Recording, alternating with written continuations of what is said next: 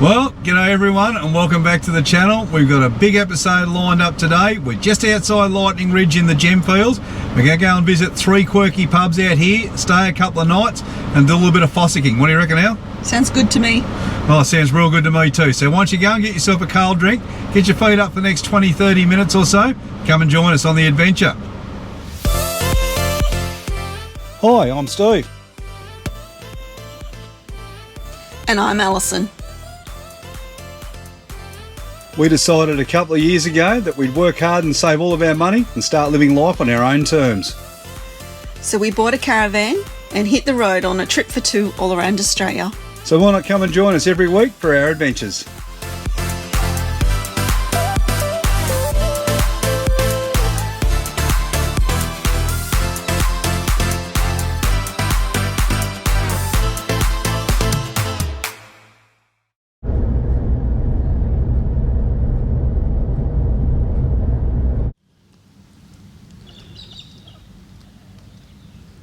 Alrighty, first stop on our tour of the open fields just outside of Lightening Ridge is the Garwin Club in the Scrub.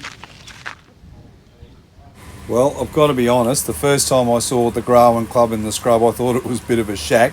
That was until I went inside and you see that it's like a great big log cabin. It's been made out of the local trees. It was actually made by the local miners. It was a great club. Had a good dining room in it, a restaurant, although it was closed the day that we went there. And a massive fireplace, which I'm sure is very, very popular during the winter months. It was just a good club to come and sit down, have a beer, a bit of memorabilia to have a look at. Great place to come and visit, stay overnight, or maybe a couple of nights. This is fantastic. They have a standard barring policy for the club. To give you an example, quarrelsome, pushing, shoving or offensive language, up to 3 months and you're out. What do you think of the Grawin Country Club, El? It's interesting, it's unique, it's got its own little quirks. It is. It's good. It's a log cabin on steroids, isn't it? It is. Yeah. Built by the members and often run by the members and, voluntarily run. So, and all for them and their community. It is, it's great. And we showed you the barring rules, which I think was great. And this is the campground itself. So this is it. I'll turn the camera around and show you. So here's the campground. Obviously there's no power or any other facility here. However, they do have showers which you can go down to the bar, make a donation to use if you want to. That's perfectly fine. And the other thing they have here is just have piles of just some overburden that you can come in, you can have a bit of a noodle through. Maybe you'll find an opal. One thing that I found very, very disappointing though about the Garwin Club in the Scrub was all the NRL signs on the wall. No Panthers. Not on. Not on. This is our campsite at the Garwin Club in the Scrub. It's free to come and stay here, but they do ask that you go into the club and you have a beer or something when you go in there. They had some great meals. We won't eat a meal there tonight only because the kitchen isn't open, but they do a miners special for $15, which looked pretty good, in fact. But other than that, yeah. Quite a nice place to come and stay, very, very quirky. As we said before, we're going to do all 3 in the area. They're not too far apart, so they're easy to do, and at the same time do a bit of fossicking. So let's get on a bit of fossicking, eh? All right, Ellie's been out here prospecting for the last 4.5 minutes, and she says she's onto something. Let's check it out. What do you got, bud? I don't know. Ooh, you got a bit of rock. Got a bit of rock, a bit of clay. And I think you got a bit of nothing. I'm surprised. Anyway, keep digging, bud. See you go.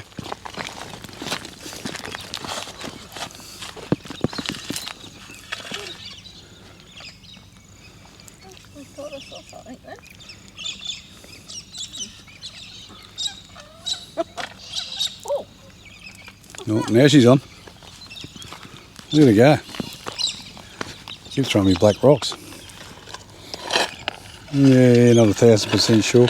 No, I think it's just a bit of black colour in the rock. That's all that is. Is it? Yep. And how do you know, Mr. Expert? I have absolutely no idea, exactly. But it looks nothing like what we learned at the mine yesterday. Right. Anyway, I'll smash it with the hammer and I'll see what happens. Okay, sounds good. So, a couple of years ago, I got diagnosed with small vessel disease, which affects something in my brain. I'm not sure what it does. It can cause an early onset of cardiovascular disease. I don't know that these sorts of things bother me, but the doctor said to me there's two things that I need to avoid. One of those things is ham, and the other one was cheese. And I never used to eat a lot of cheese. But now, since he's told me I can't eat it, I've got a real hankering for it. So from time to time, in moderation, Allison and I decide that we might do a bit of a cheese platter. And I know exactly what my brother on the Gold Coast is thinking right now, but check this out. So tonight, really, really simple. We've got a little bit of camembert, we've got some red Leicester, a few olives in there, of course. This cheese here is really, really nice. That is a bell pepper, chilli, and a sour cream, and that's a Kenilworth cheese. And this one over here is a vintage cheese that's got a little bit of jalapeno, and it's got quite an afterburn to it, and just a sweet chili soft cheese there, some biggies and a little few grapes. But yeah, in moderation, all good, but very, very nice all the same, and a great way to celebrate little things that we do as we go along. And now we're in the Opal Fields, we thought, why not? We're not going to find the opals, we might as well sit back and enjoy ourselves. What's the verdict on the bloody cheese platter, Alley Cat? It's very nice. We haven't had one of these for a very long time. We haven't had one since we were in bloody France, mate. I know. I was going to say we've never had one with so many cheeses, so it's a little treat. We haven't over Christmas. When we were doing a bit of night filling for Woolworths, I was filling the cheese barges, and the more I filled, the more I thought, oh, that looks all right. So I just keep buying one all the time, and now I've got all these cheeses in the fridge. So even though the doctor said no cheese, there's going to be cheese from time to time anyway. Not so often, though. Yeah, we'll see about that. All right. Well, it might be becoming apparent by now, but this year we're going to do a little bit of cooking in our channel. I've got my trusty assistant here behind me. Tonight we're going to do a chicken curry. It's a really simple one. All you need is just a breast of chicken. So here's ours underneath our trusty fly shield. Right there, it's been defrosting well. Need some onions, some capsicum. We buy this creamy chicken curry mix from Aldi, and I got to tell you, it's the bomb. And just that cheap Woolies coconut cream. All works well. I'm going to throw in some vegetables. I'll show you those in a second. And what's the other thing we put in? Spiral pasta. Yes, it's a spiral pasta. Actually, it's quite nice with the spiral pasta. It's very nice with the spiral pasta, and we never used to eat spiral pasta. No. What we really like about it, though, it's fairly nutritious. I don't know how much salt content's inside of that packet, but either way, that seems to be okay, and it's cheap. Yes, very economical. Yeah, so for the two of us, we could probably feed ourselves tonight, I reckon, for less than $10. Anyway, I'll show you how we put it all together.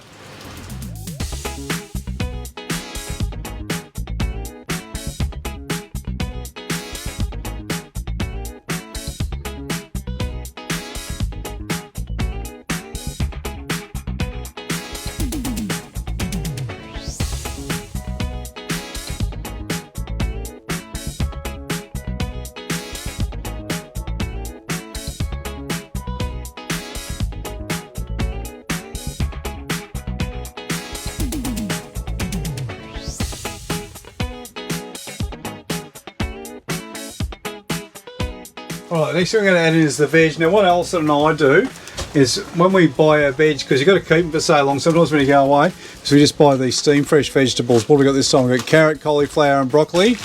They come in a good sized packet which you'd normally throw in the microwave. But when we do this sort of meal, all I do is I just break them open and I just throw it inside, and it works really well.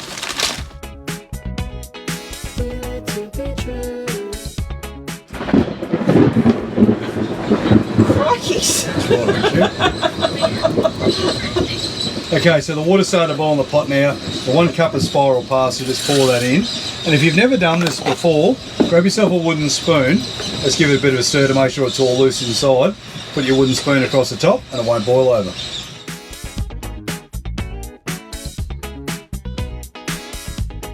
Assistant's helping by watching her favourite YouTube channel, Now and Never, with Alex.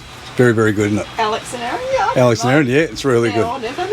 That is one couple that we would like to meet. We've met a couple of YouTubers, but this is one couple that we'd really like to meet. And they're not too, I think they're local to us too. They are local to us, yeah. They're local to us in Brisbane.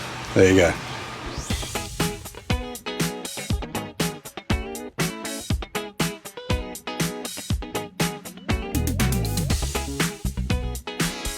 Righto, Chief Taste Tester, what do you reckon?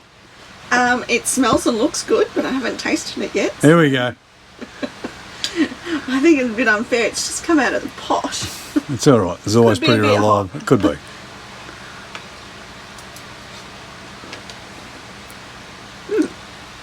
Good as always. It is Alrighty. nice. It's simple and easy, but it's quite tasty. It is. And you can put any vegetables in, really, I think, that you got laying around at home. You don't have to. Oh, of course you can. Specific, yeah. Yeah, of course you can. And what we really like about it, it's cheap, it's easy, and that's what caravan life's all about. I'm be sitting out here cooking gourmet meals for 10 people for 15 hours when I can knock this up in 15 minutes. We can sit down, relax, and get on with our lives. Fantastic. Sounds good. Well, Al, that was our night at the, is it the Garwin Club in the Scrub? I think so. It is a quirky little place, great place for an overnighter. There's some people here that are obviously staying a lot longer than an overnighter, and there's a few noodlers sitting up there on the pole at the moment looking for an opal. We had a bit of a go, but we weren't too successful, were we? Unfortunately, no. No, we found a bit of potch. If you're not sure what potch is, it is opal, but it has no colour in it, so it's worthless. We were told back in Lightening Ridge that they get about $100 per bucket. East didn't say how big the bucket was. But yeah, no significant value to the potch, but they do use it in jewellery making, so I think that's where they're able to sell that part of it off. But for the most of it, it's worthless. They throw on the piles, and when you find it, you feel like you found something anyway, don't you? You do, yeah, and you're hopeful that you might have got something really special. We heard in Lightening Ridge the other day there's a lot of opal miners walking around with about $300,000 worth of opals in their pockets at any given time. We didn't see any, but just to tell you what, we'd like to be those people. Yes, we would. It would be nice. All right, we're off to the new location. This time we're going to the Glengarry Hilton. It's about, I don't know. Glengarry Hilton? Glengarry? Yeah, Glengarry okay. Hilton. Sorry. The Glengarry Hilton. It's about 15 minutes, 20 minutes drive away from here. So we're going to go down there, spend the night, and then from there we're going to check out the Sheepyard Inn as well. That's also a camp spot, but they're only 400 metres apart, so we'll probably stay at one and just drift between the two, and hopefully find a little bit of opal somewhere down around there. Anyway, let's get on with it.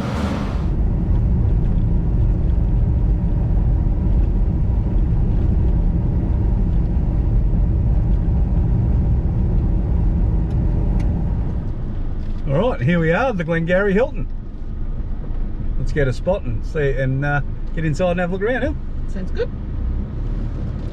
Well, we've come to stay at the Glengarry Hilton. It's quite a nice little place, isn't it, Al? It is lovely. One word of warning, don't expect too much when you come out to places like this. You're pretty much in a gravel car park, or the end of a gravel car park, but it's got a great little bar here. It's got a fossicking area where you can sit down and noodle to your heart's delight. Yes. And we never got to try it because it's not open when we were here, but allegedly a really, really good restaurant. So anyway, I'll give you a bit of a look at the menu, give you a bit of a look around the Glengarry Hilton, then we're going to head on down to Sheepyard Inn and show you what's down there. So this is the Glengarry Hilton. It's got some great outdoor areas just over here, and I'll give you a bit of a walk around. This is the restaurant.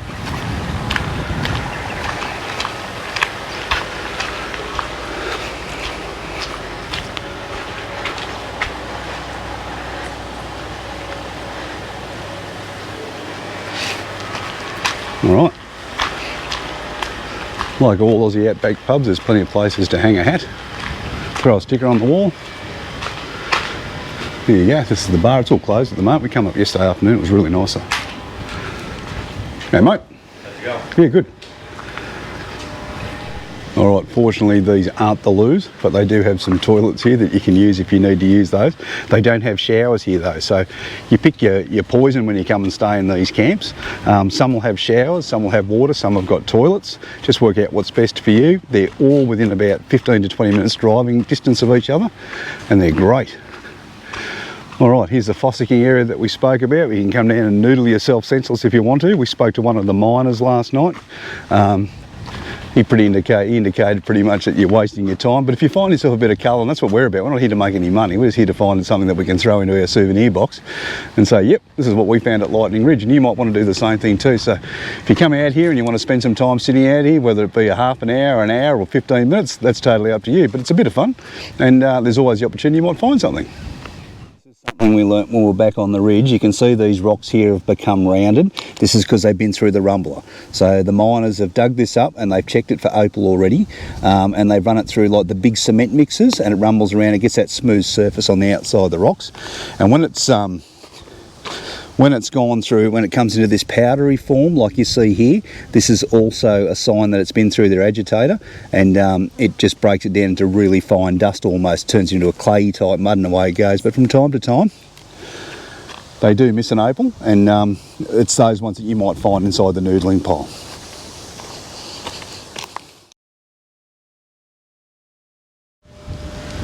Alright, the Hudson pear is a massive problem out here out west. It's an absolute pest, and they can barely find anything to kill it with, but there's a lot of signs that ask you to check your tyres and your boots to make sure you've got nothing in them so you don't keep spreading it.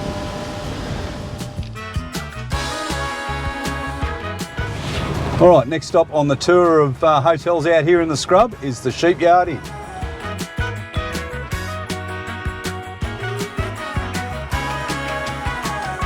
The Sheepyard Inn, what a great place. I'm spewing it wasn't open. We'd have come down here and stayed. Looks like a really nice spot to come and stay.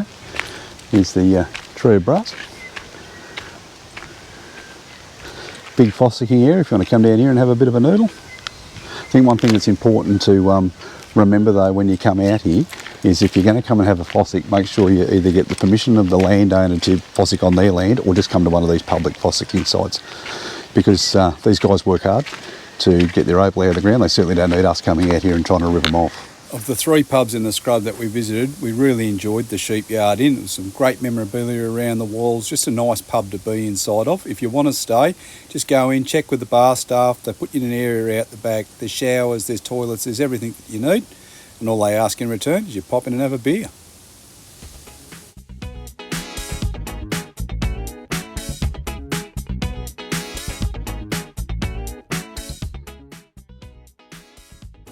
One of the other things I really enjoyed at Sheepyard was to have a wall where if you're an ex-serviceman you can put up all your service details on there. But what I did find really interesting was that as you go through, sometimes someone's name pops up that you might have served with or you think you might have known, which was great.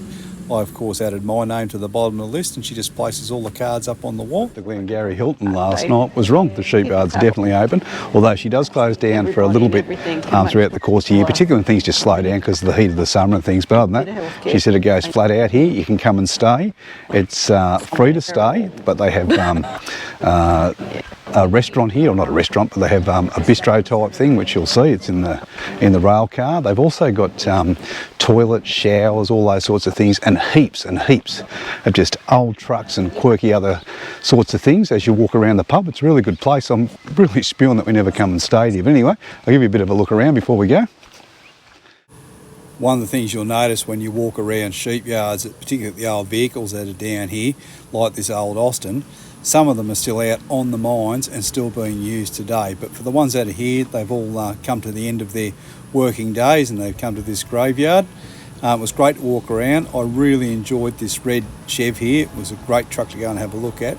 All of them are really well intact. I can only put that down to the fact that they're so far away from the ocean, so they don't get that salt air or that salt corrosion that happens to them. But yeah, look at the interior on this thing.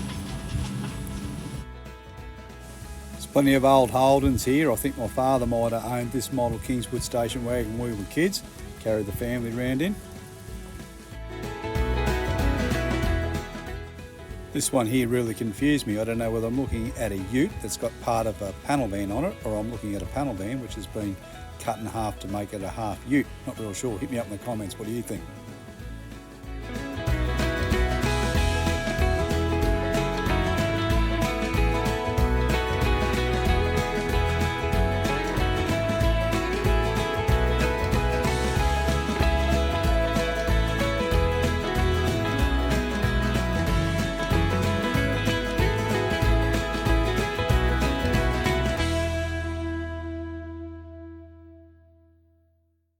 Well, that's it for our visit to the 3 pubs in the scrub. What do you think, Elle?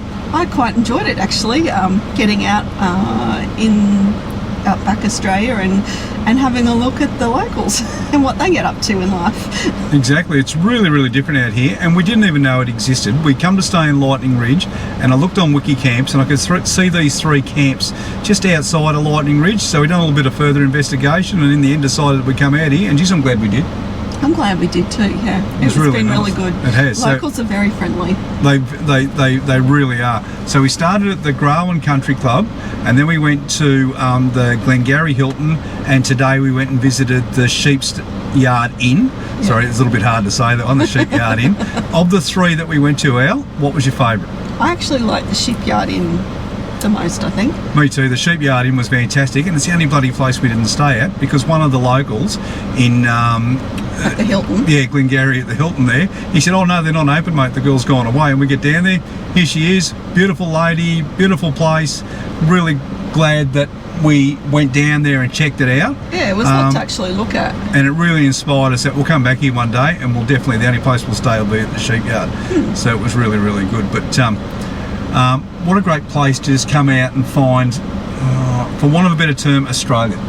It is. It is. It's very unique. And these are the sorts of areas, and we don't like to harp on these sorts of things, that a lot of YouTubers don't come to these places, but we want to go out and see Australia. We do. So that means we've got to go inland, outland, backland, wherever land. You get to see a variety of what Australia has to offer. You certainly do. And it's a great variety.